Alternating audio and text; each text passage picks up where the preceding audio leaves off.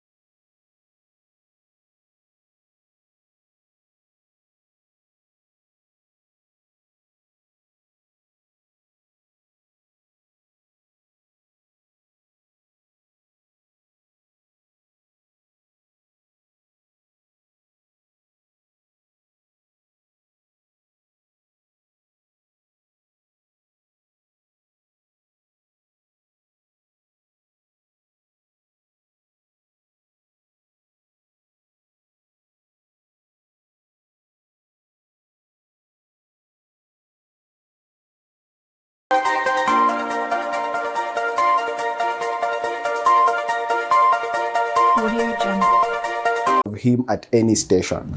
KWS claimed he escaped, but witness Agnes Achieng Oluoch testified seeing officers beat Odhiambo and drag him into a vehicle. The case, sparked by a petition from the Independent Medical Legal Unit, has fueled protests in Nakuru, with residents demanding justice. The Senate is now probing alleged KWS atrocity. Interior CS Kipchumba Murkomen vowed accountability, but Odhiambo's family, including his mother Elizabeth Auma, still seeks answers. Mumeweza kushika illegal fishermen mara kwa mara, sivyo?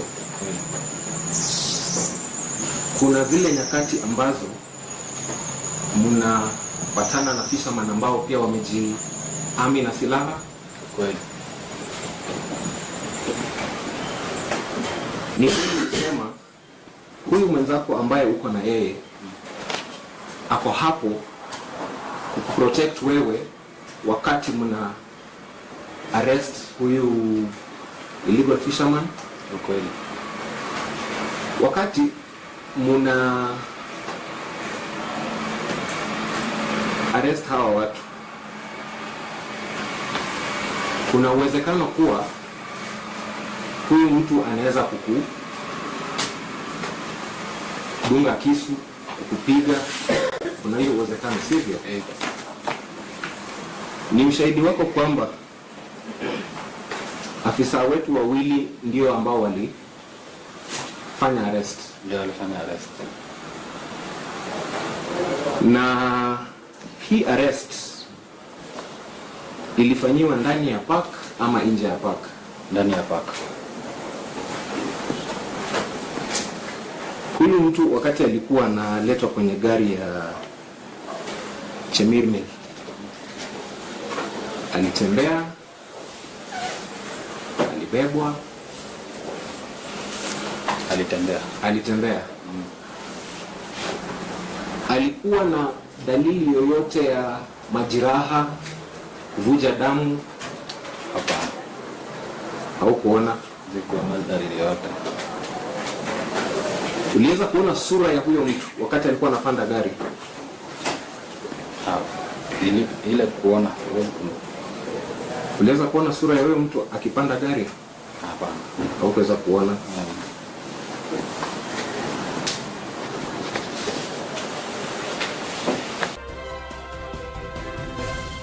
A shocking scandal has rocked Nakuru's Seventh-day Adventist Church Central Rift Valley Conference, where a pastor has been accused of allegedly exploiting congregants for personal gain.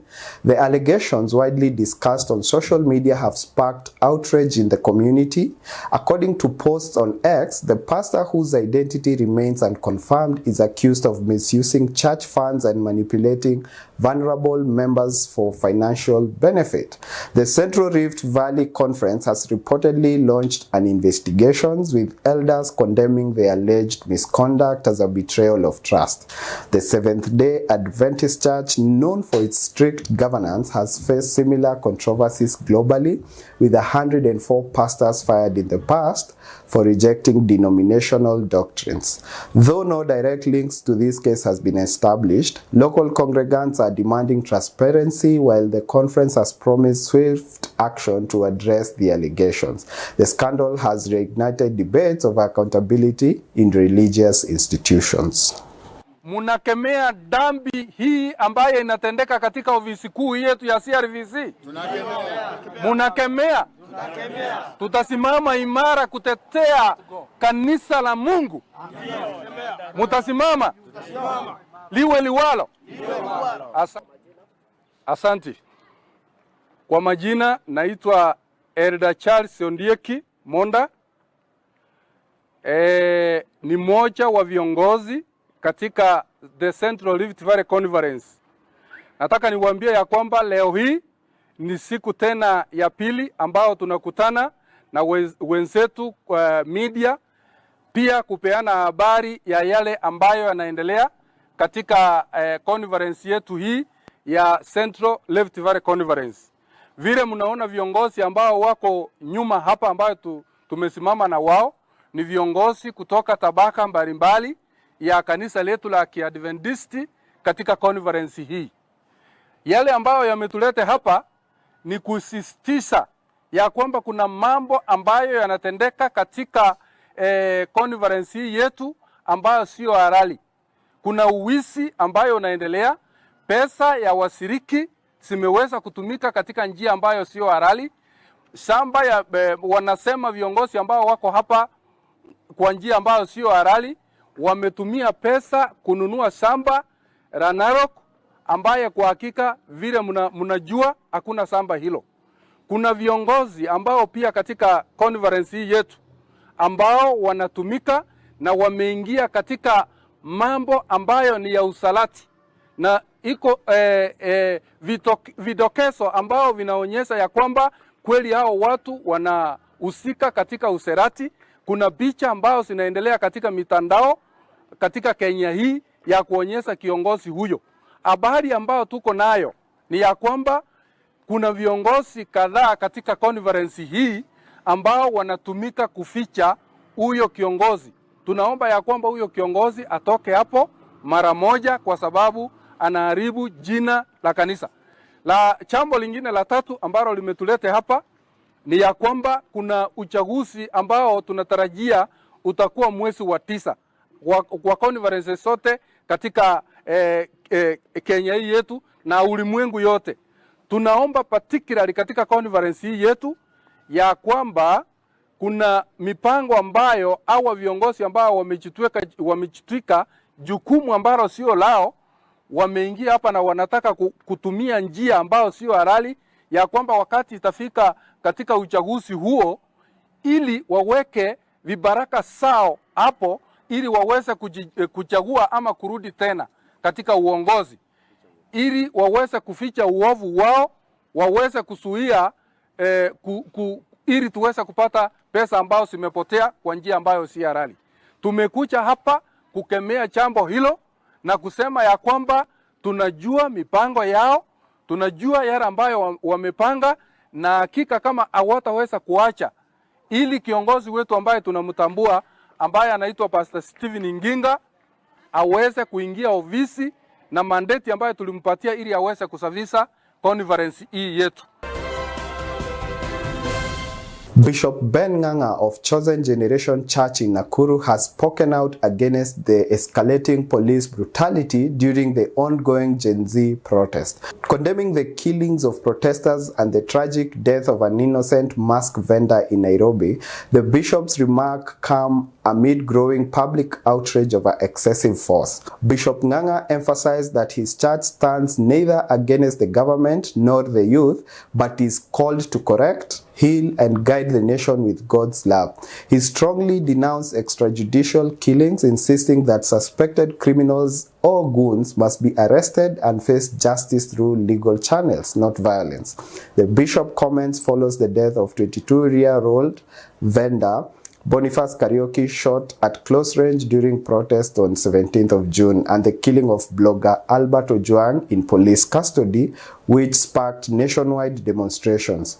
With protests marking the 2024 Anti-Finance Bill anniversary claiming at least 19 lives according to the Kenya National Commission on Human Rights, calls for police accountability are intensifying. Kwa jina naitwa Bishop Ben Nganga ambaye ni askofu wa Chosen Generation Churches Kenya, na huwa tunakuwa Nakuru katika mji wetu ambao ni mji mzuri wa Nakuru.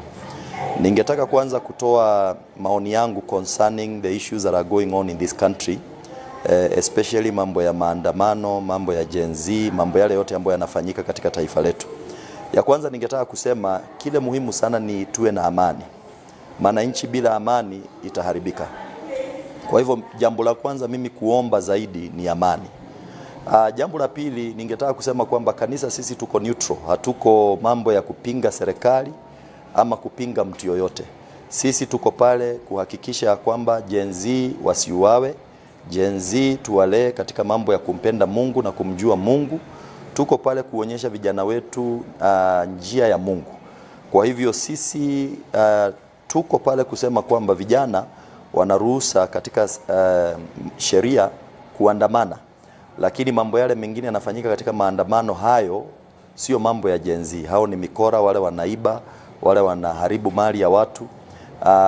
Kwa tangu pale mwanzo maandamano yalikuwa ni kutetea haki ya Mkenya.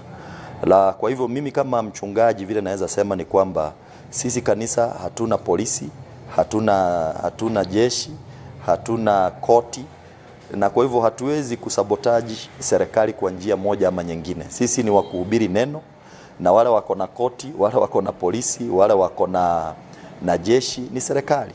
Na kwa hivyo kama kanisa tumeitwa kukosoa, kusema maovu yakifanyika. Na kwa hivyo it is my duty as a bishop kusema ni makosa sana vile tunaona vijana wanauawa kwa cell. That is wrong, that is murder. Kijana anapigwa risasi akiuza mask, that is murder. Na kwa hivyo kama bishop I should correct na pia nikosoe hatia zile zinafanyika katika nchi yetu. Ni makosa tuue vijana wetu. Na tusiue vijana ati kwa sababu wameandamana. Lakini pia ni makosa watu kuvunja duka za watu, kuiba duka za watu. Na kwa hivyo watu wale wanafanya mambo hayo mimi siamini ni Gen Z. Hao ni mikora, hao ni watu wabaya, wameamua kupanga kufanya mabaya. Hao washikwe wapelekwe kotini na sheria ichukue nafasi yake. Na kwa hivyo as a church I believe we should pray for the peace of our country. Na Gen Z tunawaombea ya kwamba hatutaki kifo, hatutaki umwagikaji wa damu, tunaombea vijana wetu, hao ni watoto wetu, tusiwaue na tuwe na dialogue. I think some of the politicians wanasema tuketi chini, which I believe this is a time. If you want to deal with Gen Z, we don't kill them, we don't shoot them. Tuketi kwa meza na wao, tujenge nchi hii yetu pamoja na tutakuwa na future nzuri. God bless you so much, na Mungu abariki Kenya ambao mimi naita the garden of God. Tutaombea Kenya na amani itapatikana katika nchi yetu. Kulingana na macho ya mwanadamu, kwa sababu ya political problems zile tuko nazo katika Kenya, kwa macho ya mwanadamu tunaona kama nchi inaharibika. Lakini kwa sisi wahubiri ambaye tunahubiri na tunamjua Mungu, kuna jambo linazalishwa Kenya. Kuna jambo litazaliwa ambalo litatokea liwe nzuri. Kwa hivyo Kenya iko mikononi mwa Mungu na tunaamini Kenya haitaharibika, maana mwenye Kenya ni Mungu. Na mambo haya yote yanafanyika Mungu anayajua. Kwa hivyo mimi naamini Kenya will not be destroyed. Rather, Kenya will come out of this suffering, come out of these shakings better than it was before. The Rift Valley Regional Music Festival wrapped up on Monday, 14th July at Nakuru Girls High School, resonating with sacred sounds and vibrant cultural performances. The week-long 97th edition of the festival showcased the region's rich artistic talent, drawing schools and audiences from across Kenya. Spiritual compositions stole the spotlight, with Oleso's girls from Kajiado performing a stirring Maasai sacred folk song, while Songot boys from Turkana captivated with a traditional Turkana piece. Kipsingei High School, Kisii folk dance, Omoiseke Omonyakiemi celebrated Young Love, earning third place behind Oletipis of Narok and Jomo Kenyatta of Nakuru, who qualified for the National Music Festival in Meru next month. Cellist girls from Kericho also shone with the Kipsigis set piece, Assis, Prayer for Divine Blessings. The festival themed Enhancing Creative Economy through Artistic Expression highlighted the power of music to unite and inspire. Organizers praised the students' creativity with crowds electrified by folk songs and dances. We were live on TV and there were so many lights. And I remember our music teacher, Mr. Elkor, when he was conducting the choir, we saw him sweat. And he used to tell us, when you see me sweating, it means you are gone off key. So when I saw him sweat, I knew off key, but who cares? You are the national civil. So that's why I want to end my brief speech by saying this. This is Rift Valley Music Festival.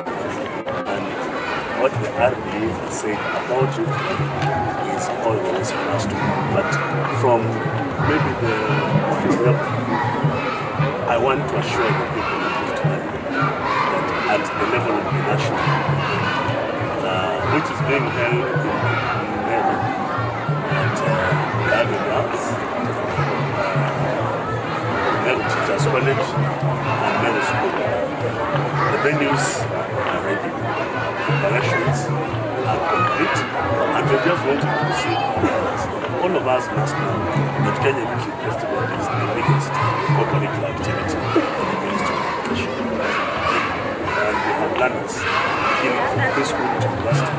At the end of the festival, we have had over 150,000 learners coming to take part in the Kenya Music Festival. So we delight in the structures that we have that we are able to undertake such an activity, including preschool children, and bring together all people in the education sector so that we are able to mesh together and expose the talents. Kenya celebrated the National Reading Day on Friday, 11th July 2025, a vibrant event highlighting the transformative power of books. The occasions held at Maktaba Kuu, the Kenya National Library Service headquarters in Nairobi, was graced by Cabinet Secretary for Gender, Culture and Arts Services, Honorable Hannah Cheptumo, who inspired attendees with a call to embrace reading for personal and community growth. Speaking at the event, CS Cheptumo emphasized that books shape minds, foster critical thinking, and build stronger communities. She urged Kenyans, especially the youth, to make reading a daily habit to drive change and empowerment. The celebration featured book fairs, storytelling sessions, panel discussion, and donations to local schools and community, rallying under the hashtag Reading for Change and Empower Through Books. Anniversary where we're celebrating the National Reading Day. We thank you, and we will continue to ask the DJ to play something, and of course, I'll ask for your indulgence because it means you'll be standing for a while. But as protocol demands, they are here with us and we have to wait until I get the signal to decree otherwise. Thank you very much. This day is being celebrated today here in the headquarters and in Nakuru. And going forward, as I steer this ministry, we shall be celebrating in all the 47 counties in Kenya.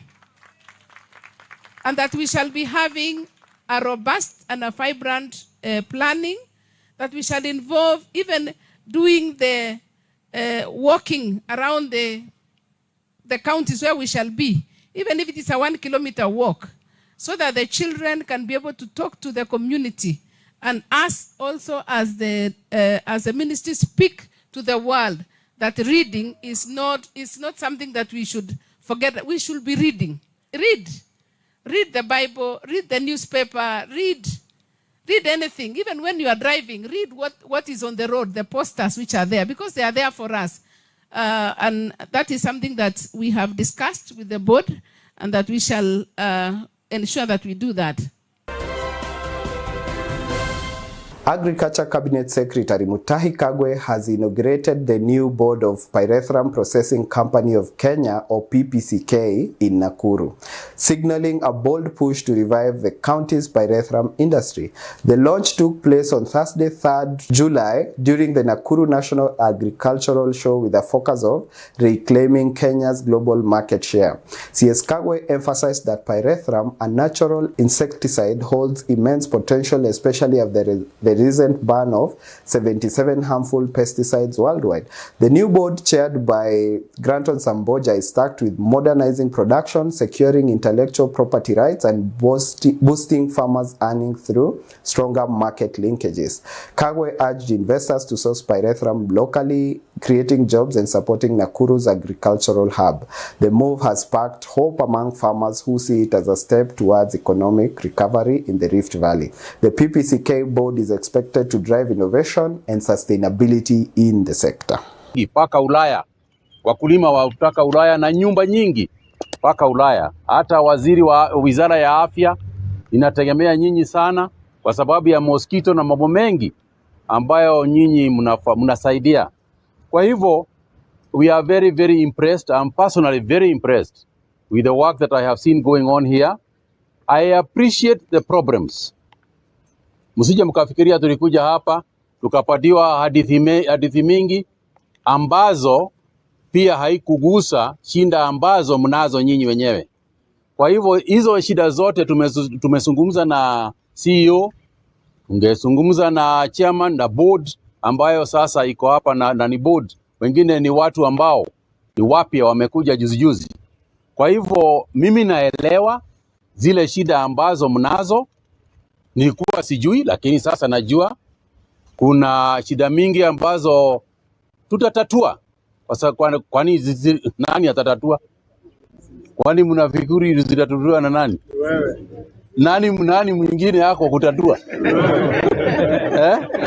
Zidio ni sisi. The Kenya Ports Authority and Kenya Tea Development Agency stole the spotlight at this year's Nakuru National Agricultural Society of Kenya show, which wrapped up on 6th July. The 5-day event themed promoting climate-smart agriculture and trade initiatives drew over 100,000 visitors daily and showcased innovative strides in agriculture and business.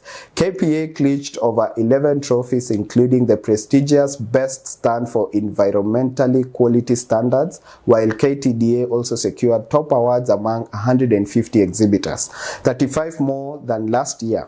Agriculture Cabinet Secretary Mutahi Kagwe praised the show for highlighting sustainable practices vital for economic growth. Chairman Premius Megwe noted Nakuru's potential as a hub for trade and agriculture, with a vibrant procession and CSR donations to street children and senior citizens marking the event. The show offered the youth a platform to explore agricultural technology, with certificates awarded to participating schools. Organizers are already planning for next year's show. The main thing, for me, the main discovery here is that there are a lot of innovations that are being done by many different institutions. And I think the challenge for the Ministry of Agriculture, and indeed the country as a whole, is how to converge all these innovations that are being done by different people across the nation. For example, when you come here to Egerton University, they have got a maize variety. When you go to Karo, they have got a maize variety. When you go to the other institutions, they have also got other varieties.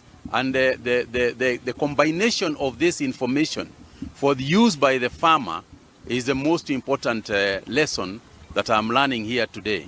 So I would encourage Kenyans to visit these showgrounds, watu wote wa Kenya watembee ASK shows, because that is where you pick information about farming, that is where you pick information about new ways of doing things, that is where you pick information about new innovations that can help you save money and make you a better farmer.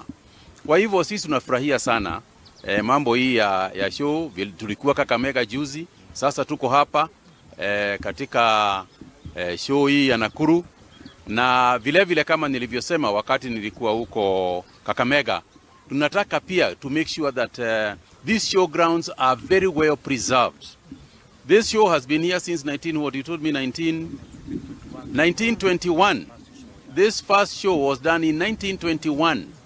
So if it was done in 1921 and the land is here 100 acres, why would you in 2025 want to take it away from those who will be here with us in 100 years from now?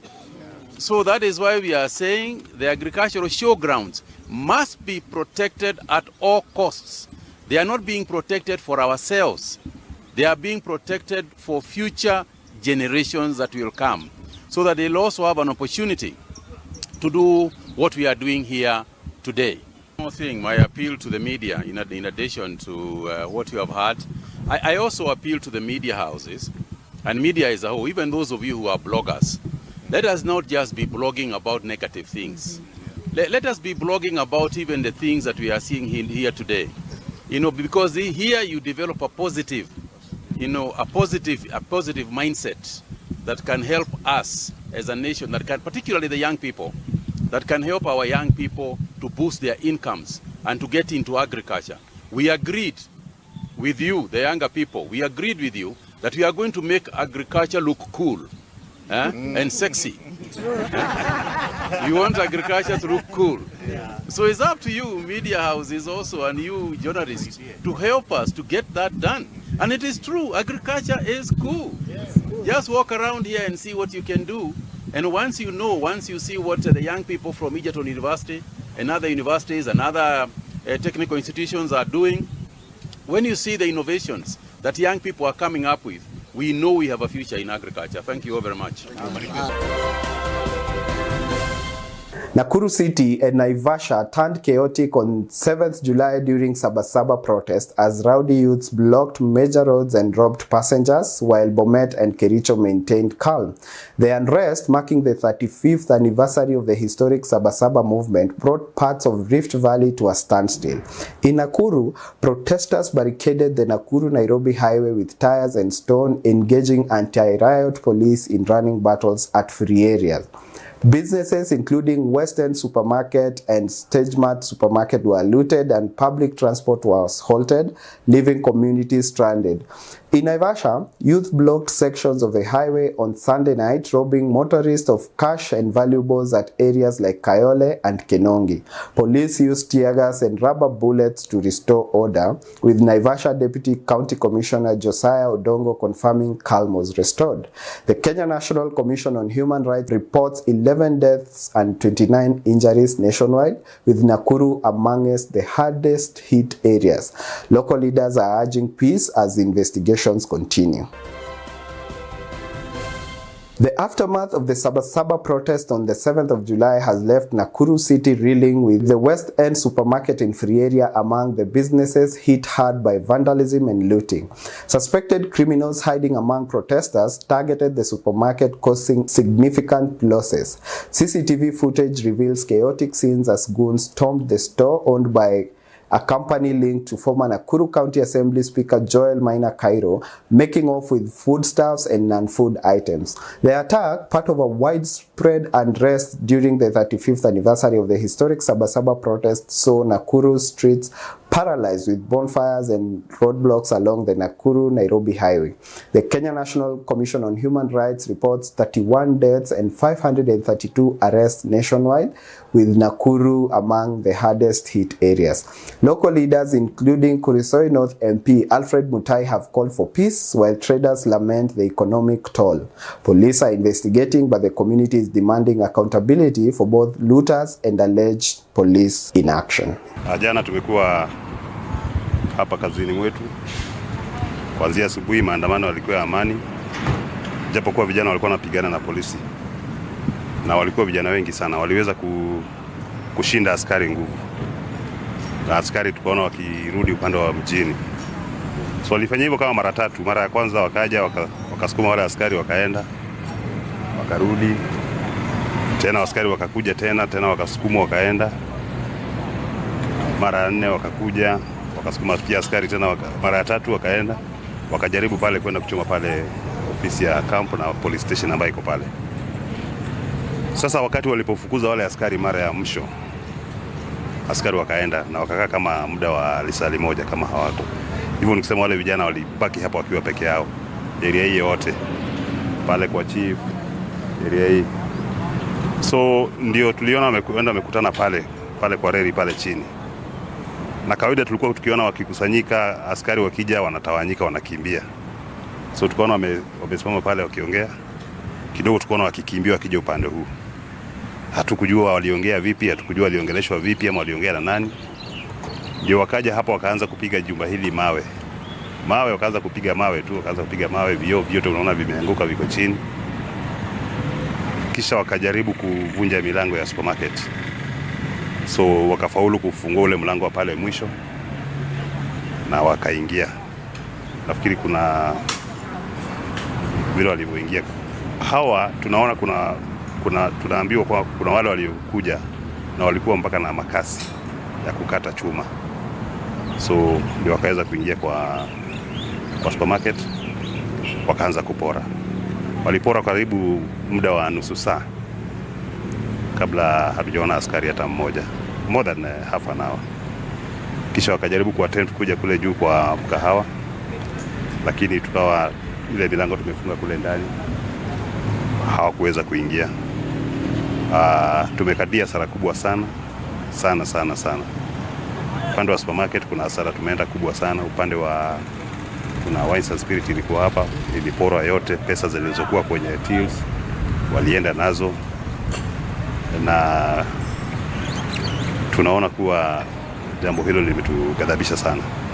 Maandamano haya tulidhania ni amani, lakini kuna wale ambao wanatumia vijana wetu kuja kuharibu mali.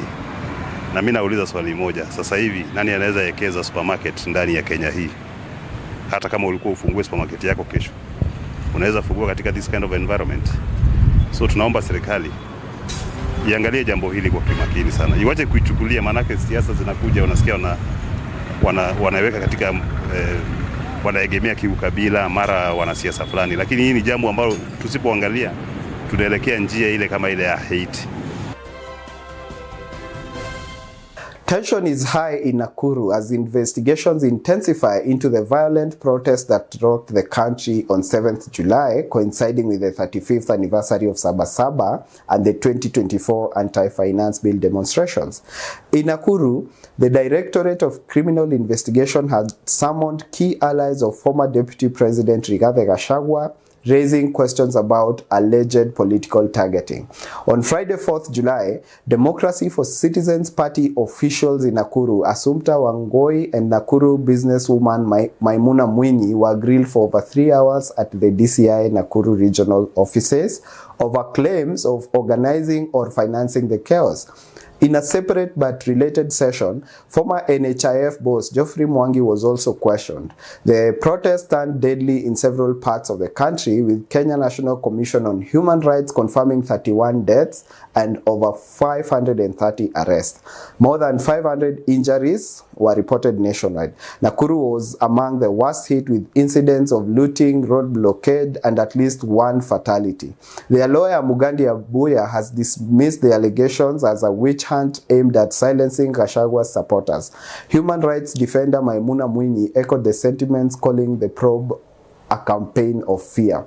Rigathi Gachagua has denied any involvement in the protests, strongly condemning both the violence and what he described as excessive police force. As the investigations deepen, it has triggered widespread debate over political intimidations and the limits of civil dissent. CI headquarters here in Nakuru. I'm here with the 2 clients. The good lady here is Assumpta, and the good one here is Maimuna. Now, the 2 ladies were summoned to the DCI offices here in Nakuru to record statements in respect to some issues that the DCI are apparently investigating. The issues relate to the forthcoming Sabasaba celebrations in the country, and we understand it's alleged that our clients here are mobilizing. That's the term. They are mobilizing young people, old people, everyone else in marking that great event in this country.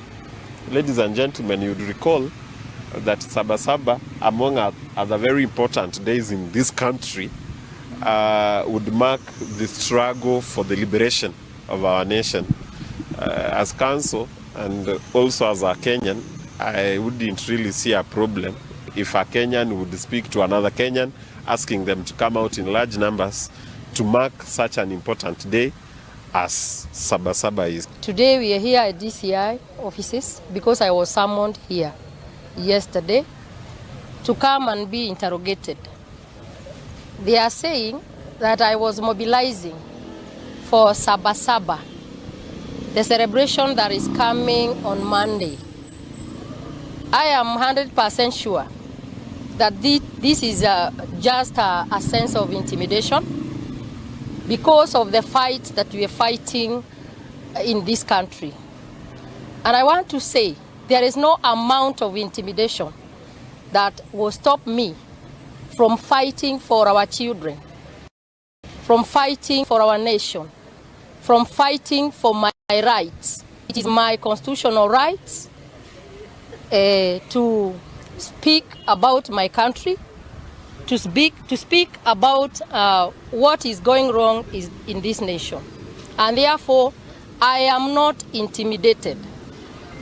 I want the government to know that we shall not be intimidated at any cost. And I always say, hatutabadilisha demokrasia yetu ama hatutabadilisha our rights to intimidation. And I repeat again, hatutabadilisha rights zetu za kikatiba kwa intimidation. Let this government know we shall speak until we cannot speak anymore. I will talk about the killings of our children until I cannot speak anymore. I will say where the government is doing wrong until I cannot talk about it anymore. Even if they summon us tomorrow, we shall come out and talk about it again and again and again. I was not even actually summoned. I came here to give my sister a support when she was called, and I felt that we needed to stand in solidarity with her. But upon reaching here, I was told that I also needed to record a statement that I've been offered money to mobilize young people. But I'm a person who said, ikikuguza useme, na kama ijakuguza, stay where you are. I have never and I will never mobilize a person. My biggest role is to sensitize the community on understanding their rights and their mandates, and to often speak out whenever they feel they've been oppressed. And I always tell people, if you are not touched, don't come out to the street. But if you are touched and you feel that you need to speak out and to condemn the acts or the poor leadership of our country, you should come out and speak out. So for me, and what I will keep saying moving forward, ikikuguza, never sit down and allow ukifinyika na unakosa kusema. Hata dini yetu naturuhusu, ukifeel umefinyika unafaa kutoka nje na useme. The Njoro Darts Club delivered a thrilling spectacle at their recent seeding game held at Njoro Highlands Bar and Restaurant, cementing Nakuru's reputation as Kenya's darts hub. The event, hosted by the club and Kenya Darts Association Nakuru branch, drew a massive turnout with electrifying matches and seamless organization. Jacaranda Darts Club dominated the leaderboard with Felix Kirwa clinching the men's singles title, and Millicent Wangoi taking the women's crown. Kirwa led the men 180 with 7, while Wangoi and Jacinta Ngaho each scored 2 in the women's category.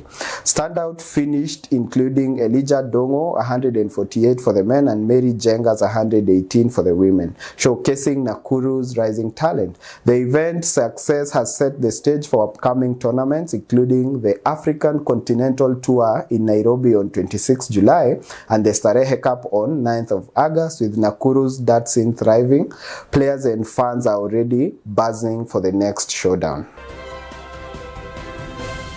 That's it for the Nakuru TV Weekly News Roundup. Be sure to catch us next week, same place, same time. From all of us at Nakuru TV, we wish you all a happy new week. See you next week.